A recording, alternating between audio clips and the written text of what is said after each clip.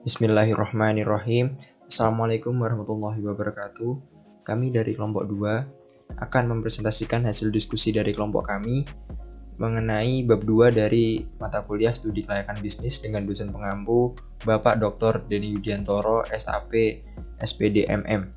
Bab 2 kali ini memiliki tema yakni pengertian dan ruang lingkup studi kelayakan bisnis. Untuk selanjutnya mari kita lihat terlebih dahulu daftar dari nama anggota kelompok 2.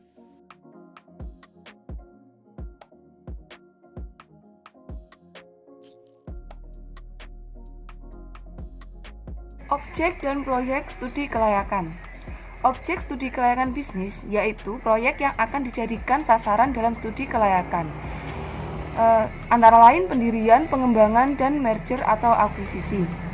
Pengertian studi kelayakan proyek adalah suatu kegiatan sementara yang berlangsung dalam jangka waktu terbatas dengan alokasi sumber daya tertentu dan dimaksudkan untuk melaksanakan tugas yang sasarannya telah digariskan dengan jelas. Misalnya, membangun pabrik, membuat produk baru, atau mengikuti pemeran perdagangan. Metode mempelajari studi kelayakan bisnis. Setiap orang yang ingin mendapatkan manfaat dari studi kelayakan bisnis sekurang-kurangnya harus melalui beberapa tahapan sebagaimana berikut. Yang pertama, membaca konsep dengan benar. Cara membaca diharuskan membaca seluruh konsep secara cepat, kemudian dibaca sekali lagi dengan mulai membuat catatan-catatan penting. Yang kedua, mempraktekkan konsep. Tahap ini pembaca harus memulai untuk mempraktekkan bagian penting dari konsep yang sudah dipelajari dan bertahap dari awal sampai akhir. Yang ketiga, penambahan wawasan. Tahap ini diperlukan bagi pembaca untuk memperluas wawasannya mengenai konsep ini dengan cara banyak membaca, mengikuti seminar, atau lokakarya, berdiskusi dengan pakar, atau meninjau proyek-proyek yang baru didirikan. Tahap-tahap studi kelayakan bisnis. Agar tujuan yang telah ditetapkan dapat dicapai, maka sebelum suatu studi dijalankan, itu perlu dilakukan beberapa persiapan.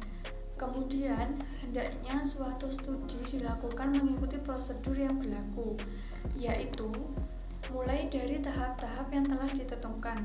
Tahap-tahap dalam studi ini hendaknya dilakukan secara benar, agar tidak terjadi penyimpangan dan untuk kesempurnaan hasil studi itu sendiri. Tahapan dalam studi kelayakan dilakukan untuk mempermudah pelaksanaan studi kelayakan dan keakuratan dalam penilaian. Adapun tahap-tahap dalam melakukan studi kelayakan yang umum dilakukan yaitu sebagai berikut. Yang pertama, pengumpulan data dan informasi. Mengumpulkan data dan informasi yang diperlukan selengkap mungkin, baik yang bersifat kualitatif maupun kuantitatif. Pengumpulan data dan informasi dapat diperoleh dari berbagai sumber-sumber yang dapat dipercaya. Misalnya, dari lembaga-lembaga yang memang berwenang untuk mengeluarkannya, seperti Biro Pusat Statistik, Badan Koordinasi Penanaman Modal, Badan Pengelola Pasar Modal, Bank Indonesia. Yang kedua, melakukan pengelolaan data. Setelah data dan informasi yang dibutuhkan terkumpul, maka langkah selanjutnya adalah melakukan pengolahan data dan informasi tersebut. Pengolahan data dilakukan secara benar dan akurat dengan metode-metode dan ukuran-ukuran yang telah lazim digunakan untuk bisnis. Yang ketiga, analisis data. Langkah selanjutnya adalah melakukan analisis data dalam rangka menentukan kriteria kelayakan dari seluruh aspek. Kelayakan bisnis ditentukan dari kriteria yang telah memenuhi syarat sesuai dengan kriteria yang layak digunakan. Setiap jenis usaha memiliki kriteria tersendiri untuk dikatakan layak atau tidak layak untuk dilakukan. Yang keempat, mengambil keputusan. Apabila telah diukur dengan kriteria tertentu dan telah diperoleh hasil dari pengukuran, maka langkah selanjutnya adalah mengambil keputusan terhadap hasil tersebut. Mengambil keputusan sesuai dengan kriteria yang telah ditetapkan, apakah layak atau tidak dengan ukuran yang telah ditentukan berdasarkan hasil perhitungan sebelumnya. Yang kelima, memberikan rekomendasi. Langkah terakhir adalah memberikan rekomendasi kepada pihak-pihak tertentu terhadap laporan studi yang telah disusun. Dalam memberikan rekomendasi, diberikan juga saran-saran serta perbaikan yang perlu jika memang masih dibutuhkan, baik kelengkapan dokumen maupun persyaratan lainnya. Kriteria penilaian kelayakan usaha. Yang pertama ada Next Present Value atau NPV.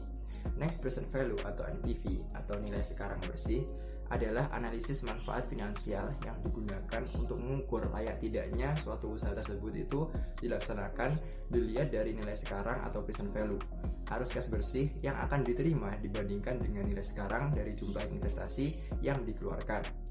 Kemudian rumusnya dapat teman-teman lihat di samping saya. Lalu untuk keterangannya sendiri, NPV adalah Net Present Value dalam satuan rupiah. Kemudian CT yaitu arus kas per tahun pada periode T. Kemudian C0 atau nilai investasi awal pada tahun ke-0 dalam satuan rupiah. Lalu R adalah suku bunga atau discount rate dalam satuan persen. Untuk kriteria penilaiannya sendiri adalah jika NPV lebih besar daripada 0, lebih besar dari 0, maka usaha yang direncanakan atau yang diusulkan layak untuk dilaksanakan. Dan jika NPV kurang dari 0, maka jenis usaha yang direncanakan itu tidak layak untuk dilaksanakan. Kemudian yang kedua ada Internal Rate of Return atau IRR. Ukuran kedua yang sering digunakan dalam suatu analisis manfaat finansial adalah Internal Rate of Return atau IRR, atau tingkat pengembalian dari investasi. IRR menunjukkan tingkat discount rate atau tingkat keuntungan dari investasi yang menghasilkan NPV sama dengan 0. Rumusnya dapat teman-teman lihat di samping saya. Kemudian untuk keterangannya sendiri, IRR yaitu Internal Rate of Return. Kemudian I1 yaitu tingkat diskonto yang menghasilkan NPV bernilai positif. Kemudian I2 yaitu tingkat diskonto yang menghasilkan NPV bernilai negatif. NPV 1 yaitu Net Present Value bernilai positif, sedangkan NPV 2 yaitu Net Present Value bernilai negatif. Yang ketiga yaitu analisis net BC. Analisis net BC dihitung dengan rumus jumlah pendapatan atau B dibagi dengan total biaya produksi atau TC. Nanti hasilnya, jika BC rasio tersebut lebih dari 1, maka usaha layak untuk dilanjutkan. Namun, jika BC rasio kurang dari 1, maka usaha tersebut tidak layak dilanjutkan atau merugi. Yang keempat yaitu Profitability Index. Metode ini menghitung perbandingan antara nilai arus kas bersih yang akan datang dengan nilai investasi yang sekarang. Profitability Index harus lebih besar dari 1 baru dikatakan layak. Semakin besar Profitability Index, investasi semakin layak. Rumus menghitung Profitability Index yaitu nilai aliran kas masuk dibagi dengan nilai investasi. Jika hasilnya lebih dari 1, maka investasi tersebut dapat dijalankan atau dikatakan layak.